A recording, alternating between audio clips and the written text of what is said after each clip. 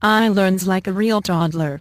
An experiment to create a realistic artificial intelligence consists of a virtual child that interacts with humans and learns in real time.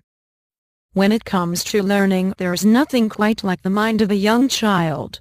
When they are born, their brain is still developing, and continues to do so for years to come. Although the human brain never stops changing throughout our lifetimes, in those early formative years, it's basically a machine for soaking up information and experiences. For this reason, and because brain activity is famously hard to recreate artificially, it might just be the perfect starting point for AI. So the toddler brain is the perfect subject for an experiment by a team led by Mark Sogart, director at the Laboratory for Animate Technologies at the Auckland Bioengineering Institute and former Weta Digital Special Projects supervisor.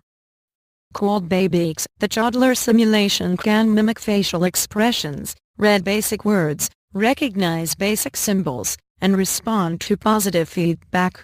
She also gets distracted, much like a real child, losing her focus to stare at the camera in the room.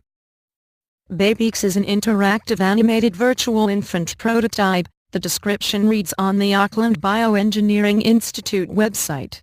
BabyX is a computer-generated psychobiological simulation under development in the Laboratory of Animate Technologies and is an experimental vehicle incorporating computational models of basic neural systems involved in interactive behavior and learning. BabyX incorporates a number of algorithms mimicking both neural behavior when it comes to learning and responses to the world around her in real time, such as the effect of dopamine when she receives praise, for instance. She can also see and hear, and her model employs realistic facial simulation.